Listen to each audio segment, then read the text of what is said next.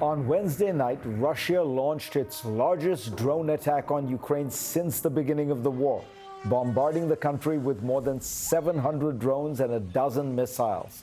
That attack came a day after Trump said he was very unhappy with Putin during a cabinet meeting. It is just the latest sign of deteriorating relations between the two leaders as Trump is outwardly losing patience with Putin. Trump is now considering additional sanctions on Moscow and has promised to make a major statement on Russia.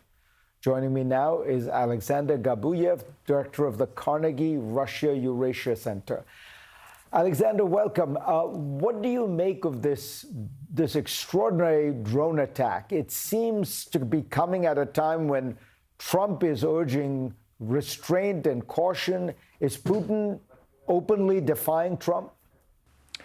I think the impression in the Kremlin is that you need to stay on the good side of President Trump, massage his ego, praise him, and tell how great he is, how grateful you as Russia are for his attempts to end this conflict on terms acceptable to Russia, and also how much this war is Biden's fault.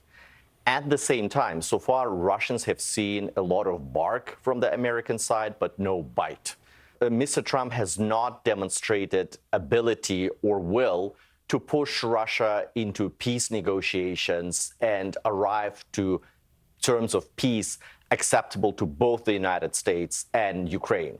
With that, Mr. Putin believes that he can have his way and he can push and pursue his war aims and arrive at peace on his conditions, which means subjugation of Ukraine, breaking the line that connects Ukraine's self-defense effort with the Western military intelligence machine and defense industrial complex, and leaving rump state of Ukraine on trajectory of potential failure and definitely at the Kremlin's mercy going forward. So his war goals, it seems to me, are to have a Ukraine that is a rump state, and because it is permanently under the threat of Russian invasion, it's going to be a basket case, right? Nobody will invest in a country where they worry about a Russian invasion. That's his goal.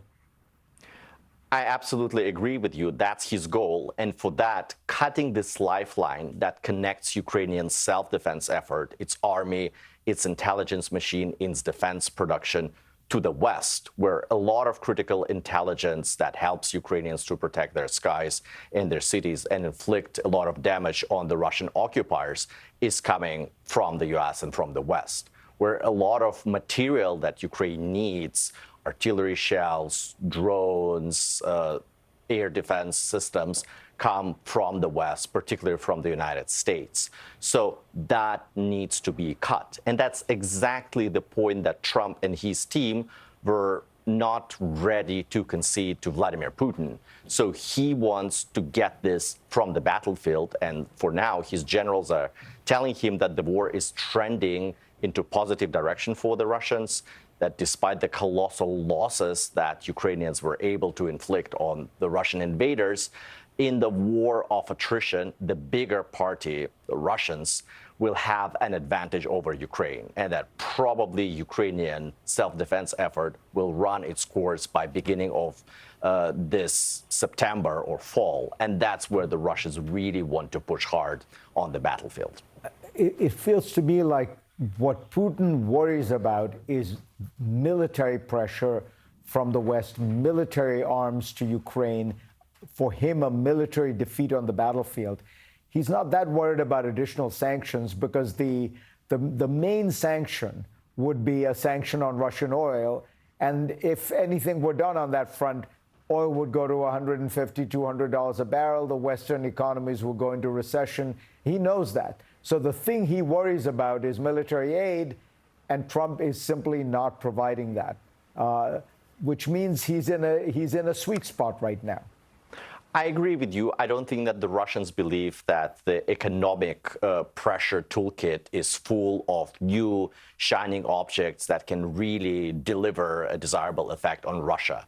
And indeed, his primary concern is the battlefield, where the West is unlikely to provide Ukraine with tools to reconquer all of the occupied territories, including Crimea.